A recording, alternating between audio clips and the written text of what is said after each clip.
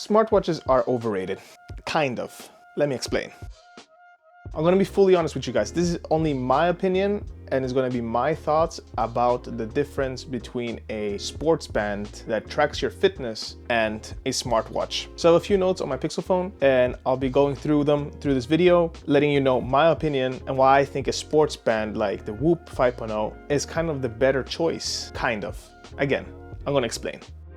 When it comes to smartwatches and smart bands, smart ring even, they all kind of have similarities. They all kind of track the same thing. There's only a few niche differences. I don't think one is better than the other. It has a lot to do with a lot of factors person to person. I like a certain thing. You might like another one. Everybody's different. Since I only have experience with two types of smart trackers, I will dive deeper into the ones I have used. So I'm gonna just talk about the smart rings quickly now. So I just use a normal ring. Maybe this one is a bit thicker, so maybe it's kind of similar to a Oura ring or a Ultrahuman ring. But for me, when it comes to like rings, I have to take them off if I'm working out. And I know those rings do track workouts and so on. When I'm lifting weights or anything like that, it comes in the way. Yes, I've worked out with this ring before and it has worked out in some cases and it hasn't. Sometimes it gets annoying and sometimes it's just in the way. So I like to take off my rings when I'm working out. But I do see the appeal for everyday use. I use this ring every day and a smart ring would be probably way more comfortable to sleep in. It would be more comfortable to wear day to day, right? If you're not doing any lifting activities where it comes in the way. So I see it. And also I know that Oura ring and Ultrahuman ring are kind of like a Whoop versus other brands, since I know Oura ring has a subscription, Ultrahuman does one too, but most of the stuff is free. I'm not gonna get into that. I like the option of the ring, but it's just not for me. So let's jump into what I've actually used. You guys know on this channel that I reviewed the Pixel Watch 2 and I'm working on a review for the Whoop. I've only had the Whoop for I think close to 3 months now. I think it's like 80 days now, and I am in love with it. Of course, I was in love with the Pixel Watch 2 as well, but as I mentioned in the review, it was a bit small on the wrist for me. It is a smart watch, while the Whoop is a smart band. So there are a few more factors to the smart watch than the band. First of all, the band does not have a display.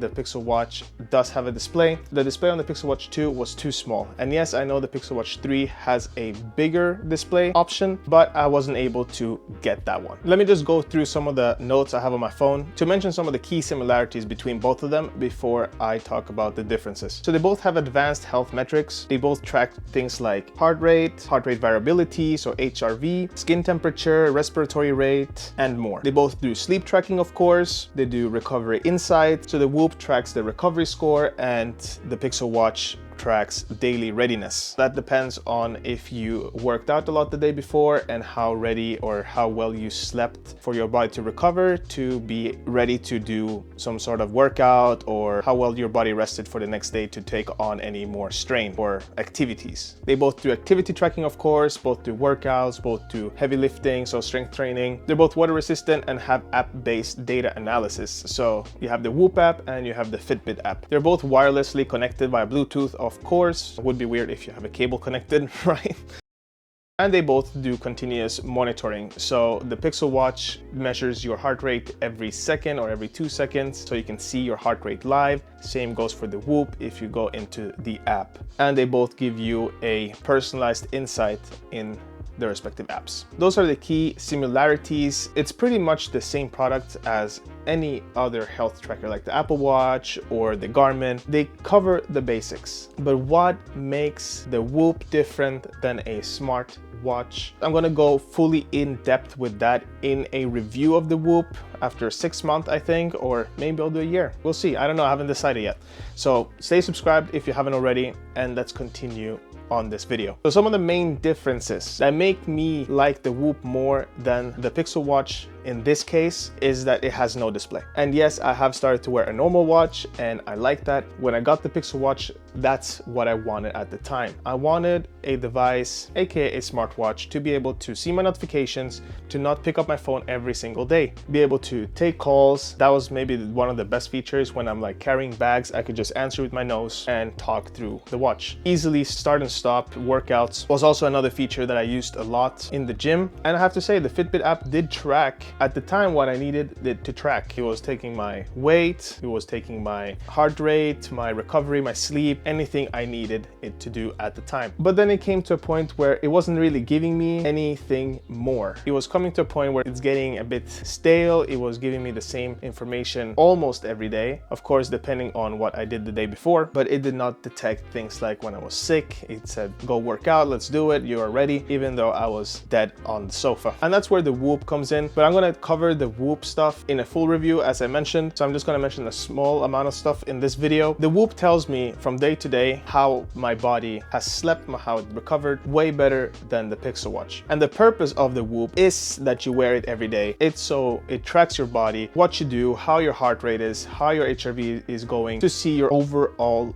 body battery in a way. And to segue to wearing it every day, this is the Whoop 5.0. It has 14 days of battery life, while the Pixel Watch barely went through a day. I had to maybe charge it twice, maybe once a day. I don't have a problem with charging it because I already charge my phone every day. That wasn't the biggest issue. Sleeping with it, I had to remember charging it before. Well, this one I just wear up to 14 days. It gives me a notification I have to charge it. I put the wireless charger on and it's ready. And then I can just continue with my day while the charger is on. When it's done, I take it off and I just have another 14 days. Well, with the Pixel Watch, I always, if I didn't charge it after I woke up during sleeping with it, I might not have a working watch throughout the day, right? Or I had to take the charger with me. So that was one of the inconveniences with the smartwatch, right? So same goes for the Apple Watch. I've heard that the Apple Watch Ultra does have up to 2 days if you lower the background activities and so on, or maybe don't do that many workout. I'm not sure. I don't have an Apple Watch. I'm not going to say too much on that, but I know that the Ultra can get pushed to 2 days. I've heard rumors that the Pixel Watch 4 will last up to 72 hours on battery saver, so maybe that's a better option in the future, but we'll have to wait and see when the Google event happens in August. So that's where we come to one of the best things about a band like this. And yes,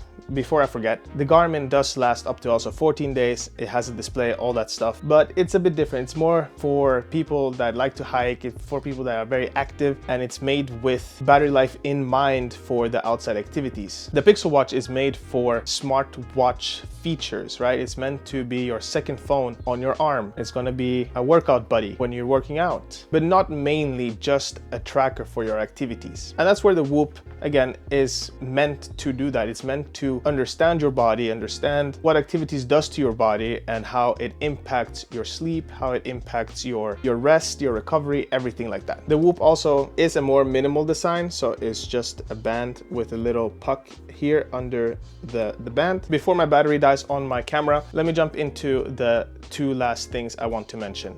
And that is, of course, the price of a band like this. And yes, there are other brands now that are starting to make smart bands like the Whoop to compete with the Whoop, but Whoop is still at the moment the best option. But it comes with a caveat, right? It comes with a subscription that costs a lot yearly, and you have to commit to a year if you don't do monthly, but then you pay more, so it doesn't really make sense. While a watch, you just buy once and you have all the features. But then again, you have Fitbit Premium, where you get some few more features that is free on the Apple Watch, for example, which you already get when you subscribe to the Whoop, that maybe Garmin already has in their portfolio, and I think Oura Ring also probably have them too. I don't remember exactly what they are right now. I can maybe put them on screen, but once I had a trial of the premium features, I like to have those features every day. But then as soon as my trial ran out, I lost those features. And then it was like, okay, now I have to remove the things I was showing on my personalized page and just use the standard stuff. And that's where, if you commit to the Whoop, you just get everything at once and there's nothing else locked. You just have everything. That's kind of why, if I would have been in the Apple ecosystem, the Apple Watch is such a great product, but unfortunately I'm not. But I know a subscription fee is something that a lot of people hate. And in the world of subscriptions here and subscriptions there, Netflix, Amazon, anything, I know it's annoying to subscribe to another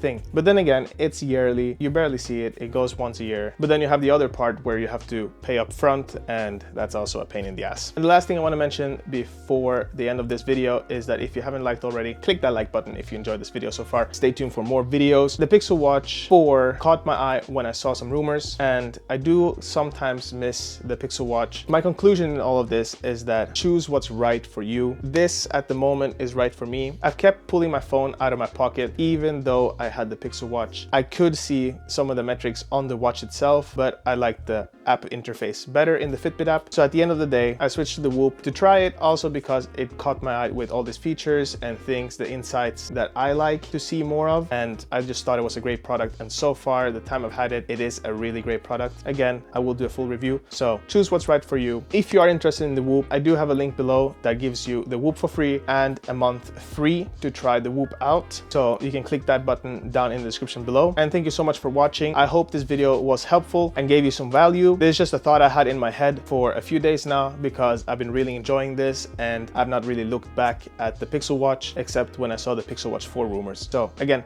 thank you so much for watching and peace.